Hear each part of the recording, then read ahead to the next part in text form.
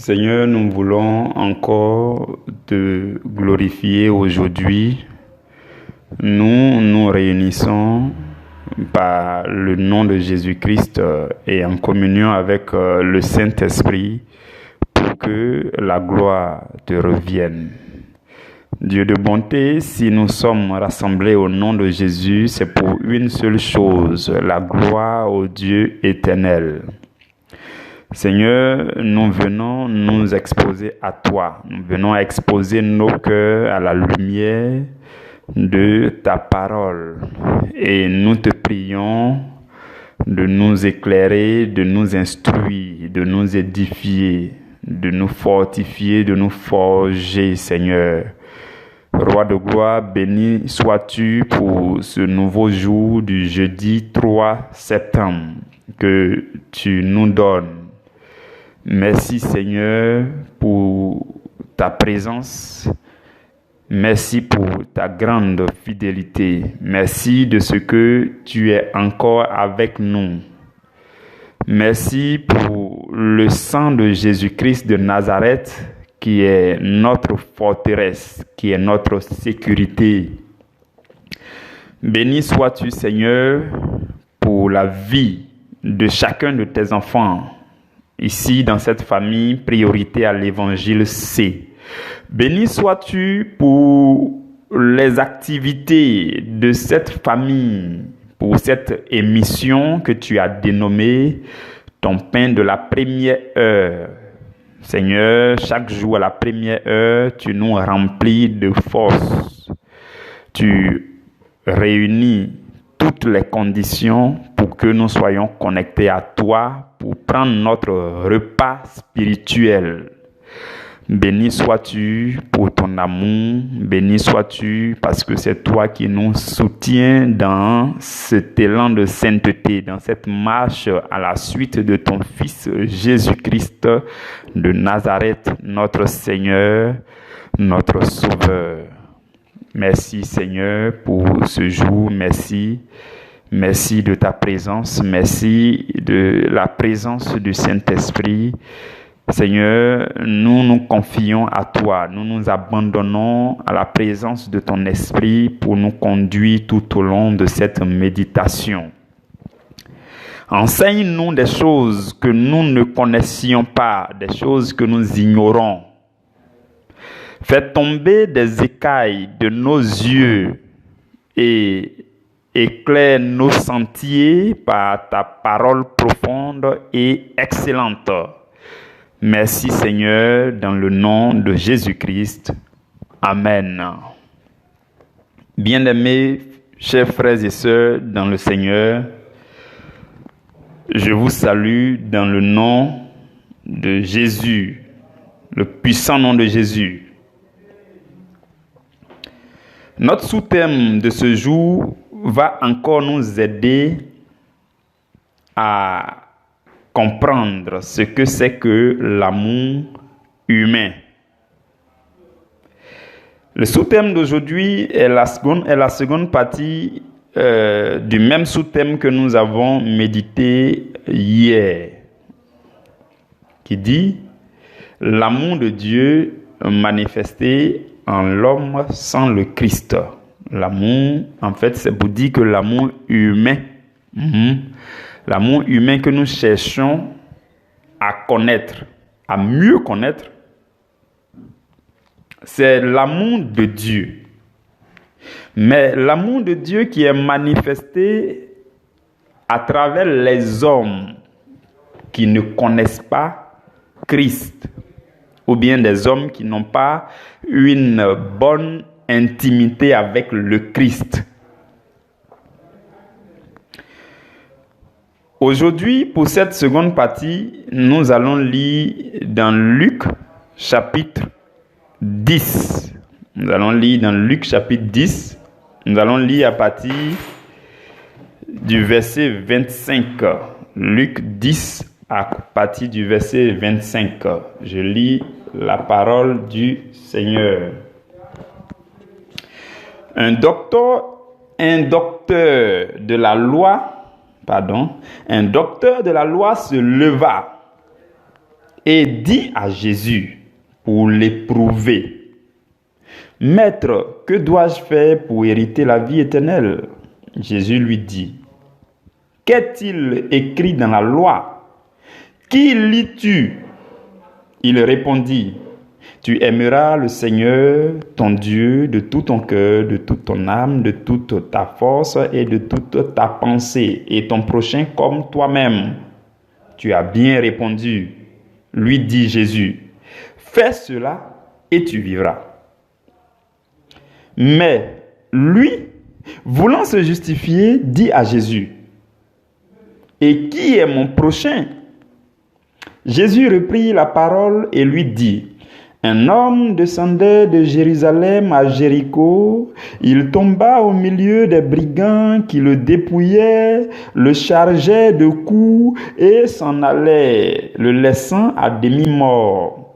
Un sacrificateur qui fortuitement descendait par le même chemin, ayant vu cet homme, passa outre. Un lévite qui arriva aussi dans ce lieu, l'ayant vu, passa outre. Mais un Samaritain qui voyageait, étant venu là, fut ému de compassion lorsqu'il le vit. Il s'approcha et banda ses plaies en y versant de l'huile et du vin. Puis il le mit sur sa propre monture, le conduisit à une hôtellerie et prit soin de lui. Le lendemain, il tira 2 deniers, les donna à l'hôte et dit: Aie soin de lui, et ce que tu dépenseras de plus, je te le rendrai à mon retour. Lequel de ces 3 te semble avoir été le prochain de celui qui était tombé au milieu des brigands? C'est celui qui a exercé la miséricorde envers lui, répondit le docteur de la loi. Et Jésus lui dit: Va, et toi, fais de même. Parole du Seigneur. Nous rendons grâce à Dieu. Saint-Esprit, prends davantage le contrôle de ce temps de méditation. Au nom de Jésus-Christ. Amen. Frères et sœurs, voici un docteur de la loi. Quand on dit docteur de la loi, ça veut dire qu'il a étudié pendant de longues années les 5 premiers livres de l'Ancien Testament, qu'on appelle le Pentateuque. Ça veut aussi dire qu'il a certainement étudié les livres historiques comme à partir de Josué, Juges et autres. Ça veut aussi certainement dire qu'il a étudié les livres des prophètes, les livres canoniques, ainsi de suite, les livres poétiques, certainement.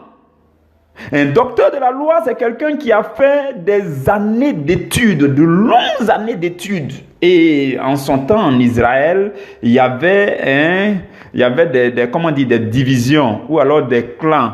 Il y avait les Sadducéens de leur côté, il y avait les pharisiens d'un autre côté, il y avait les scribes d'un autre côté, ainsi de suite. Et chacun allait à une école bien spécifique pour faire les études de la loi. Vous comprenez? Donc, et voici un d'entre eux qui est docteur de la loi, qui est accompli, qui est censé être accompli pour ce qui concerne la connaissance de la loi. Et la Bible dit qu'il va venir devant Jésus avec une mauvaise intention. Il va venir comme pour éprouver Jésus. Il va venir comme pour tenter Jésus. Il va venir comme pour attirer la bouche de Jésus afin de l'accuser. Et il vient tout doucement, lui qui a fait les études dans la loi, il va venir devant Jésus. Alors qu'en son temps, Jésus aussi, la Bible dit, comme vous lisez Jean chapitre 7 au verset 15, la Bible dit que les gens disaient, mais comment Jésus connaît-il les Écritures, lui qui n'a pas étudié? Parce que Jésus, lui, n'a pas étudié. C'est comme un villageois, quelqu'un qui n'a jamais étudié, et puis il se met à prêcher.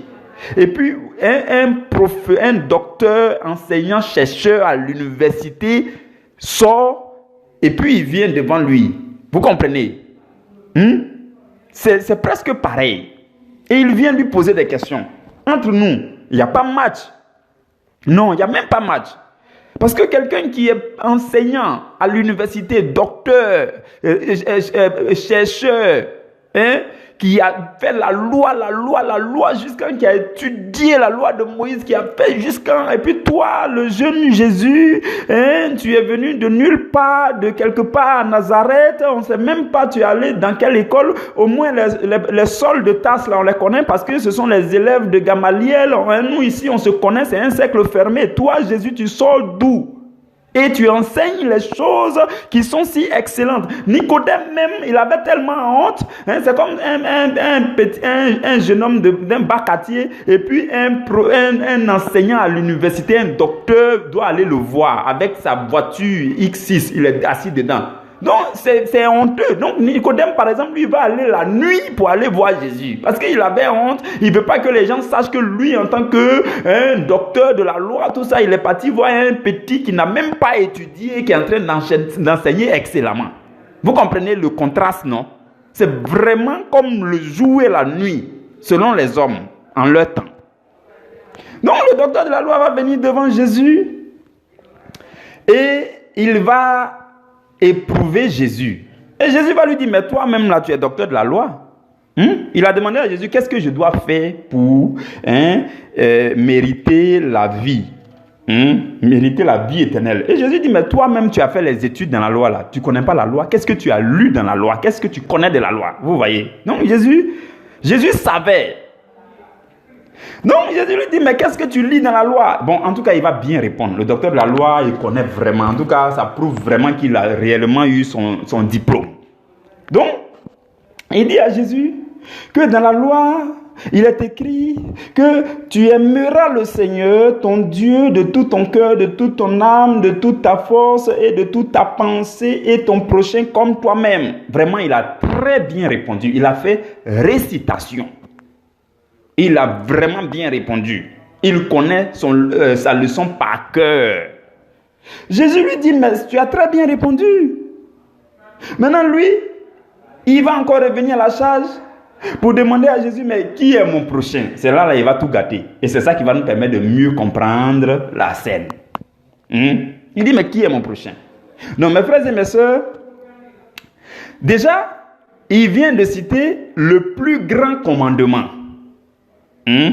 C'est le plus grand commandement qu'il a cité. En fait, c'est deux commandements combinés. Quand vous lisez plutôt Matthieu chapitre 22, vers le verset 38-39 là-bas, la Bible dit que le premier commandement, c'est tu aimeras ton Dieu, le Seigneur, ton Dieu, de tout ton cœur, de toute ton âme, ainsi de suite. Et Jésus complète pour dire, et voici le second commandement qui lui est semblable. Et il dit, tu aimeras ton prochain comme toi-même. Donc, les deux commandements-là, le docteur de la loi les a cités ensemble. Donc, il a cité le premier grand commandement et il a cité le second grand commandement qui est semblable au premier grand commandement. Il les a cités ensemble. C'est pour ça que Jésus lui a dit, il a bien répondu.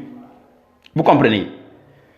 Mais malheureusement, il a cité, mais il ne peut pas appliquer. Il ne sait pas comment appliquer. Il cite très bien les commandements, mais il ne comprend pas les commandements. C'est comme souvent, vous et moi, on connaît les versets par cœur, mais on ne connaît pas les profondeurs. On n'a pas la révélation là-dessus. Le docteur de la loi, il avait le logos. Il pouvait réciter les lois, mais il ne connaît pas, il ne peut pas appliquer, il ne comprend pas.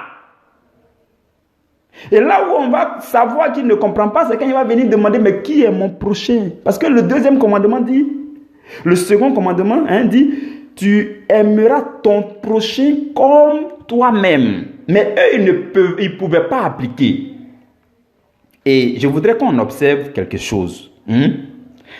dans le verset 27 là, les deux commandements qui sont cités vraiment dans un bon ordre, parce que la première partie dit: tu aimeras ton Dieu de tout ton cœur, de toute ton âme, de toute ta force, de toute ta pensée. Et le deuxième commandement dit: tu aimeras ton prochain comme toi-même. Vous voyez?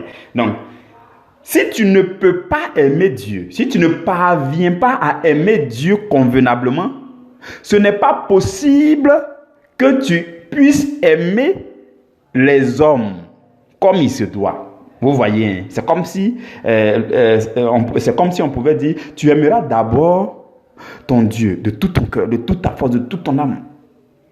Et alors, tu pourras aussi aimer ton prochain comme toi-même. Si tu ne peux pas aimer Dieu, si entre toi et puis Dieu ça ne passe pas, ce n'est pas possible que tu puisses aimer les autres. Vous comprenez, hein? Donc, le docteur de la loi vient, quand il pose la question: qui est mon prochain? Ça veut dire que le deuxième commandement là, il ne sait pas comment appliquer, parce qu'il n'a pas une notion claire au sujet du prochain. Donc, ça veut dire que le premier commandement aussi, il ne sait pas comment appliquer. Parce que hier, nous avons dit que quand le péché est entré dans le monde, l'humanité ayant été souillée, peu importe ta connexion avec Dieu, quand tu reçois l'amour de Dieu, cet amour-là est souillé. Donc, déjà, ils ont du mal à se connecter avec Dieu, pour aimer Dieu et pour recevoir l'amour de Dieu. Parce que quand ils reçoivent l'amour de Dieu, ça devient souillé par le péché. Ça, c'est la première chose. Et la deuxième chose, c'est qu'il n'a même pas une notion assez claire au sujet de ce qu'on appelle le prochain. Donc, il ne peut même pas bien manifester l'amour, il ne peut pas déployer l'amour. Non seulement l'amour qu'il reçoit là, c'est un amour qui est souillé par le péché, mais il n'arrive pas encore à comprendre ce que c'est que le prochain. Donc, il ne peut pas déployer cet amour-là. Donc, du côté du premier commandement, c'est compliqué. Du côté du second commandement, c'est encore compliqué. Donc, le docteur de la loi, il cite très bien les commandements, mais il ne peut pas les appliquer. Vous comprenez? Et le fait de ne pas avoir une notion assez claire sur ce que c'est que le prochain, ça veut dire que tu ne peux pas transmettre l'amour. L'amour que tu dis, tu reçois de Dieu là, qui est non seulement pollué par le péché là, tu ne peux pas transmettre pleinement, parce que tu ne sais pas qui est ton prochain, tu n'as pas une notion claire sur ce que c'est que le prochain. Donc tu ne peux pas déployer l'amour pleinement, tu ne peux pas déployer l'amour dans tous les périmètres, puisque tu ne connais pas ce que c'est que le prochain. Et cela veut dire que ce que les pharisiens, les docteurs de la loi transmettaient en leur temps, ce n'était pas l'amour de Dieu. Ou alors, ils transmettaient partiellement l'amour de Dieu, l'amour humain qui est passé par l'amour de Dieu qui est passé par eux, qui est devenu l'amour humain là. Ils transmettaient ça de façon partielle parce qu'il n'a pas une notion claire, il ne sait pas qui est son prochain. Parce que si tu ne sais pas concrètement ce que veut dire le prochain, tu vas mal déployer ton amour. Tu vas peut-être envoyer dans le sens, ou bien tu vas limiter, voilà, tu vas limiter la manifestation de l'amour du prochain. Donc, voici les deux soucis. Ce qui va se passer, mes frères et mes sœurs, c'est que la présence de Jésus va apporter la solution complète. Vous avez compris ce que je viens de dire. Je viens de présenter le souci, ou alors les soucis que les docteurs de la loi avaient. Eux qui ont étudié la loi, ils ont étudié la loi non seulement à cause du péché originel et à cause du péché. Parce qu'on dit, tu dois aimer Dieu de toute ta force. Quand tu veux l'aimer de toute ta force, Satan envoie la paresse. Il y a problème. Tu dois l'aimer de toutes tes pensées. Quand tu veux l'aimer de toutes tes pensées, Satan envoie des pensées polluées, des pensées de perversité, tout ça. Il y a problème. Donc, non seulement les gens n'arrivaient pas à aimer Dieu de toute leur force, de toute leur âme, de toute leur pensée, ainsi de suite. C'est compliqué de ce côté. Mais aussi, ils n'ont pas eu une notion claire sur ce que c'est que le prochain. Parce qu'il est venu dire, qui est mon prochain? C'est-à-dire qu'il ne connaît pas, il ne sait pas. Et hier, nous avons vu que dans leur entendement avant, le prochain, là, ça veut dire les enfants de ton peuple seulement. Donc, c'est compliqué, ils n'arrivent pas à comprendre. Donc, pour ça, Jésus va être la solution. La personne de Jésus va être la solution, mais aussi la parole de Jésus va être la solution. Donc de un, Jésus était lui-même celui à travers qui on peut mieux se connecter à Dieu pour mieux appliquer le premier commandement. Parce que les hommes eux-mêmes, quand ils se lèvent individuellement pour aller vers Dieu, ils n'arrivent pas à bien se connecter à Dieu. Même quand ils reçoivent l'amour de Dieu, ça devient pollué, ça devient l'amour humain, c'est difficile. Donc Jésus, la présence de Jésus était déjà un dévoilement du canal par lequel il faut passer pour se connecter à Dieu dans son amour. Jésus, la présence déjà de Jésus, la présence de Jésus, c'était le moyen, la personne qui va mieux nous connecter à Dieu. Voici la première solution, qui est Jésus lui-même. Parce qu'il est l'amour de Dieu. Parce que quand ils sont en train de parler dans Luc chapitre 10 là, ça veut dire qu'ils ont dépassé l'épisode de Nicodème, où Jésus a dit à Nicodème, car Dieu a tant aimé le monde qu'il a envoyé son Fils unique. Donc Jésus a déjà dit qu'il est l'amour de Dieu, il est la représentation de l'amour que Dieu a pour l'humanité. Donc Jésus est là, il est l'amour de Dieu. C'est par lui que vous allez découvrir l'amour de Dieu, que vous allez pouvoir aimer Dieu de toute votre force, de toute votre pensée, de toute votre âme, ainsi de suite. Donc Jésus, déjà, sa présence est la première solution. Vous comprenez? Et de deux, Jésus va donner une parabole qui va permettre de mieux comprendre comment reconnaître un prochain. Parce que si tu ne reconnais pas le prochain, tu ne peux pas le considérer tel que Dieu le demande. Tu ne peux pas aussi lui transmettre l'amour de Dieu parce que tu n'as pas une notion claire sur ce que c'est que le prochain. Vous comprenez? Donc, voici les deux solutions que Jésus va apporter. Maintenant, nous allons nous focaliser sur la parabole. Jésus va prendre la parole pour donner la parabole. Vous comprenez?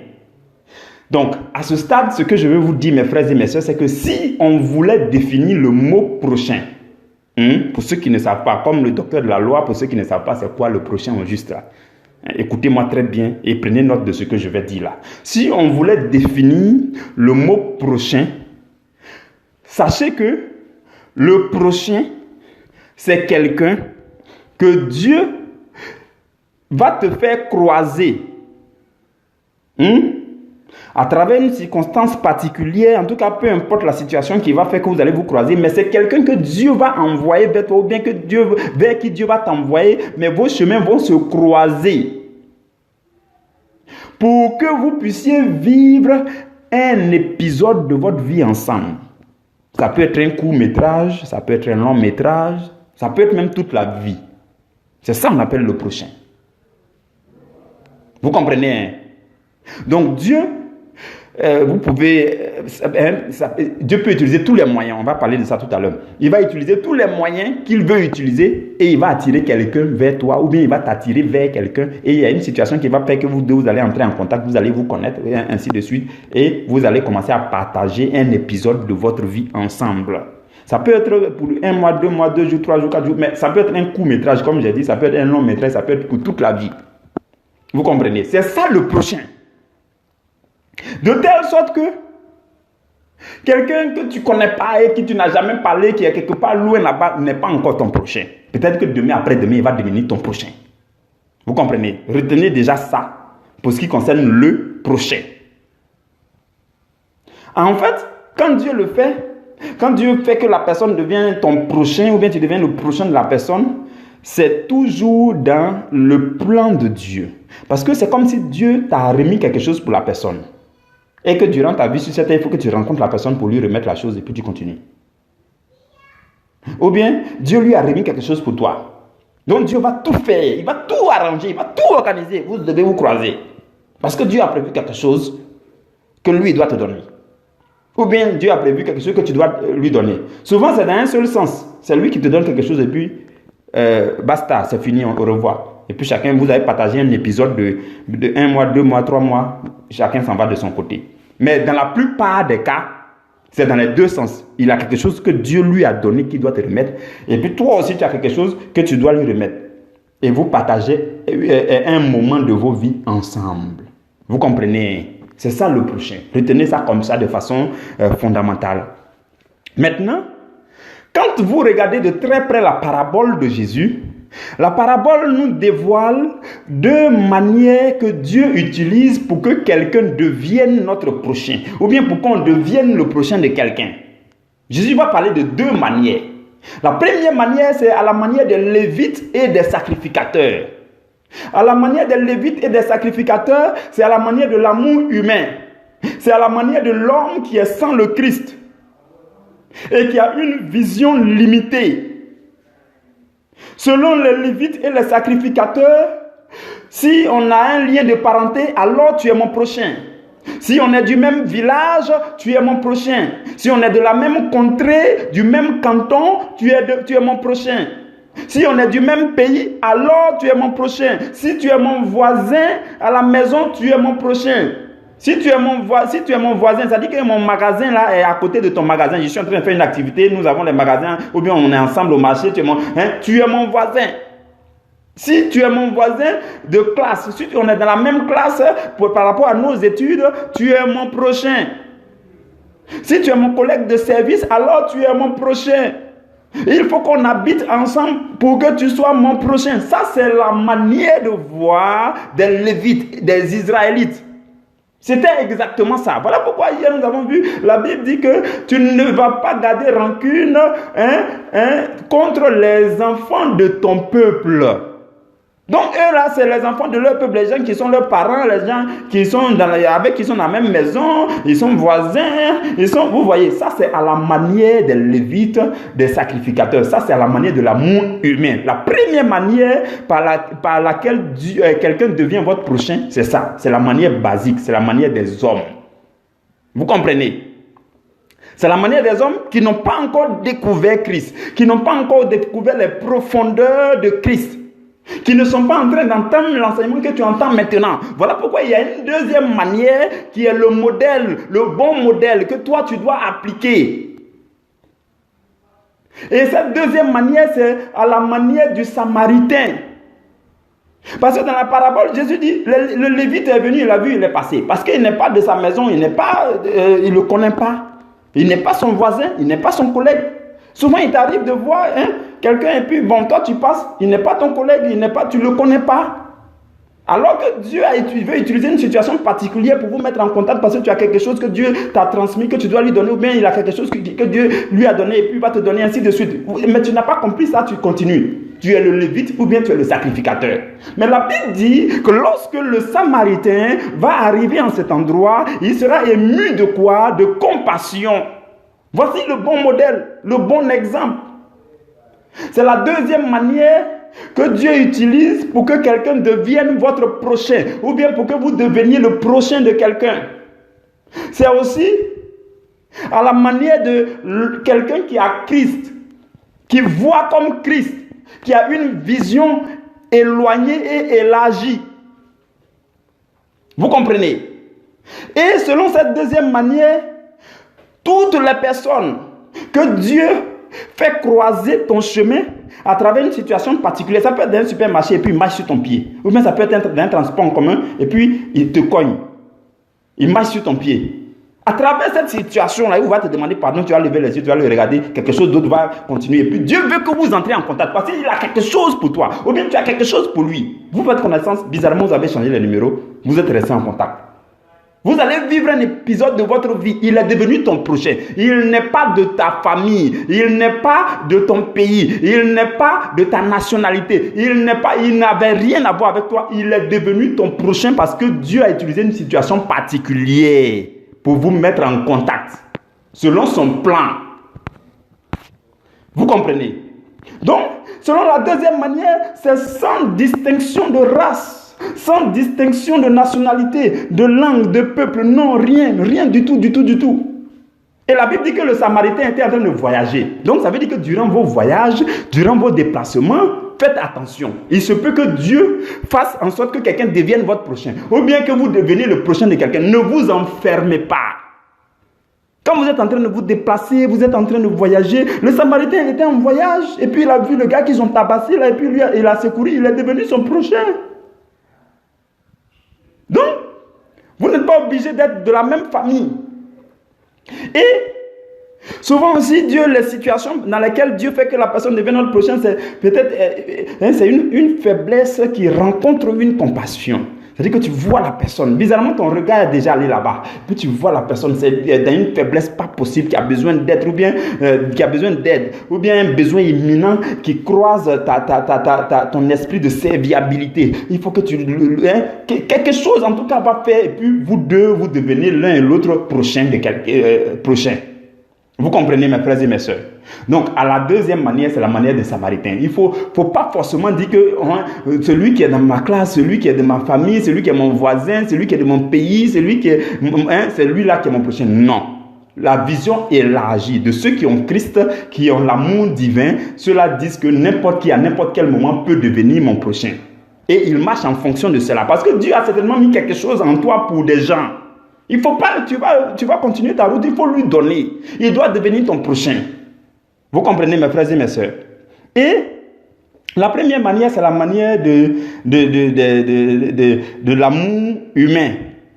Et ce que nous voulons dire aujourd'hui, et ce que je voudrais que vous reteniez à travers tout ce que nous sommes en train de dire, c'est que l'amour humain est un amour qui se manifeste dans un périmètre très limité. Il est mon parent, il est mon voisin, il est mon collègue, on a de la même nationalité, alors, et puis c'est fini. Le périmètre est limité. Ça, c'est l'amour humain.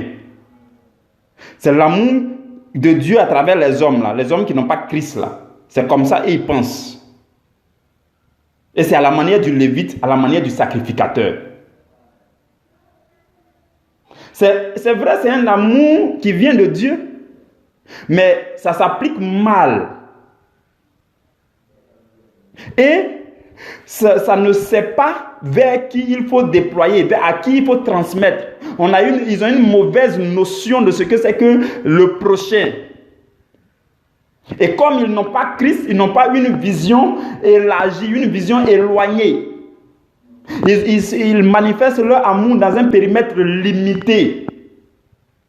C'est ça l'amour humain. Vous comprenez? Pour celui qui a l'amour divin, à n'importe quel moment, il est aux arguets, il est au rebond pour que Dieu, si Dieu veut envoyer quelqu'un dans sa vie, il est toujours ouvert. Mais ceux qui ont l'amour humain, ils sont fermés. Quand vous allez les voir là, ça dit, même quand tu lui dis bonjour dans la rue, il ne répond pas. C'est compliqué. Il y a des gens, tu les salues, il ne répond pas. Même quand tu vas le poursuivre pour le saluer, pour lui dire, mais il y a ton argent qui est tombé, depuis j'ai pris l'argent et je veux te donner, je te salue, tu ne me réponds pas. Pourquoi? En fait, il y a des gens qui sont fermés comme ça. Vous comprenez, hein? Donc, c'est ça un peu cette différence qu'on voulait marquer aujourd'hui en termes de périmètre, de déploiement de l'amour humain. Le périmètre est très limité par rapport à l'amour divin. Et c'est ceux-là qui n'ont pas Christ qui pensent comme ça. Les lévites, les sacrificateurs, ceux-là aussi n'ont pas une notion assez claire de ce que c'est que le prochain. Ça, c'est le docteur de la loi, ainsi de suite. Mes frères et mes sœurs, c'est ce que le Seigneur voulait nous transmettre aujourd'hui. Que la grâce de Dieu demeure avec vous. On se retrouve demain à la première heure.